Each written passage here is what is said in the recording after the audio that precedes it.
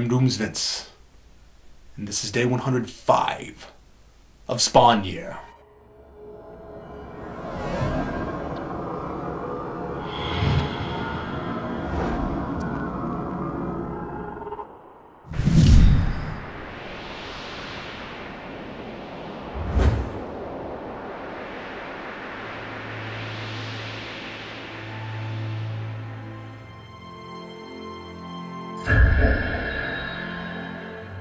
Things are changing in the graveyard. There's something new, and I don't know what it means. A full moon. In 104 days, I have never seen the moon, full, half, crescent, or otherwise. This is just spooky. It has to mean something, right? Surely it's not just an aesthetic Doomsvince forgot to add, assuming this is all a reality of his own design. And 105 days in, he nonchalantly thinks, oops, forgot the moon. Oh well, I'll put it in now. Captain Logan reads into every tiny detail, he'll think it means something. Okay, I take it back. That sounds exactly like something Doomsvince would do. I'm not going to give him the satisfaction of giving it another moment's thought until there's reason to. Today I started a new series, and after all my talk about how much sense it would make to see this world through the eyes of Sam and Twitch, sans scenes of Sam sitting on the toilet, I guess sometimes I do get what I ask for. I wonder what perverse trick Doomsvince is playing on me now. First, the main Spawn book gets a little more stomachable right after it practically drives me mad, and now I'm reading an ongoing by Brian Michael Bendis. Yeah, that Bendis, Daredevil, Ultimate Spider-Man Bendis.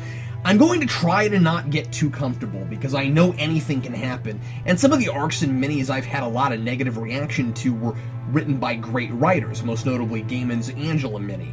But so far so good here. Not that there's a whole lot to discuss in this first issue, it mostly sets up the new status quo for Sam and Twitch, introduces them to non-Spawn readers, and establishes the book's tone.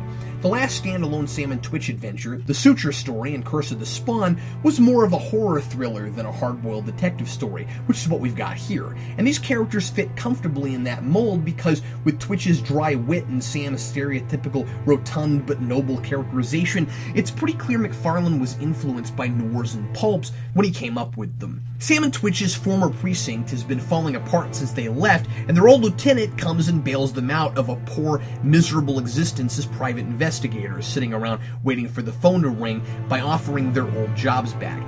Bendis has Twitch claim they left the force due to all the corruption, as he relates their story to a young woman he meets in a bar. But if memory serves, weren't they fired shortly before Banks committed suicide?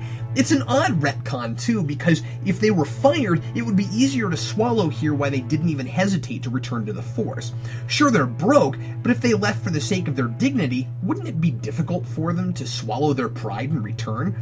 Or perhaps the problem now is disorganization more than corruption with Banks out of the picture, but Banks is never mentioned here, so at the very least, a new reader who could otherwise come into this cold would probably wonder why they're so eager to get back to jobs they left in good conscience. And given the hard-boiled detective atmosphere, I would have thought their prior status of PIs would have been perfect for this book. I'm not sure why Bendis felt the need to force them back into the traditional cop mold.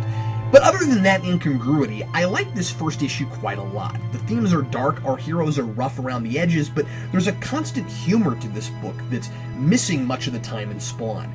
Sam and Twitch's banter is quick and sharp, and Bendis instantly has a voice for each. Twitch tells the woman in the bar that despite Sam's lack of hygiene and his personality quirks, there is no man on Earth he values more, and that shines through in their scenes together. There are plenty of gags with Sam about food, where he seems to be more concerned with what he's going to gorge himself on next than whatever case they're on. But Bendis writes that almost like an act, like Sam plays that up so people will underestimate him. He does eat constantly, but his head is also somehow totally in the game. I also like that while the story isn't about Spawn, it's anchored very much in that world, with a murder case that can't possibly be explained away conventionally. At the first crime scene, 4 thumbs belonging to the same man are found. As Twitch says, each less biologically complete than the last. And I like how Sam complains he doesn't know what the F he's talking about.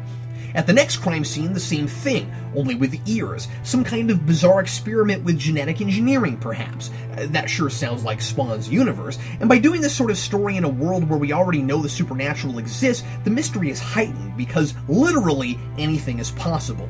At the last crime scene, a man's genitals are found. which Bendis mercifully chooses not to show us, and I really enjoy how that's handled, with Sam and Twitch staring at it awkwardly at a total loss. There's comedy here, it's subtle, and it's not crass. Sam asks an officer at the scene if there are any more.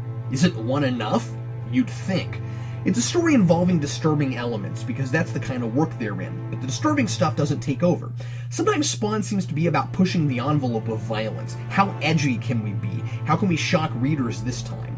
This is just a detective story, and so far, I'm intrigued to learn more. I also appreciate the variety in Angel Medina's artwork. Sometimes it's that bold, splashy stuff I'm used to from McFarlane and Capullo, and sometimes it's sketchy, dirty, and minimalistic. It doesn't seem inconsistent, though, as the art is appropriate for whatever the story is trying to communicate in a given scene. There's also a lot of variation in the panel layouts. It's a talky book without a lot of action, something I'm used to from Bendis, so instead of 1,000 dialogue balloons stacked on top of each other in 3 or 4 panels, some pages have 8 to a dozen panels, and Medina gives us a lot of subtly different angles and character expressions in these exchanges to liven the pacing and help tell story through faces and body language. Overall, this seems like it could be a big breath of fresh air for me.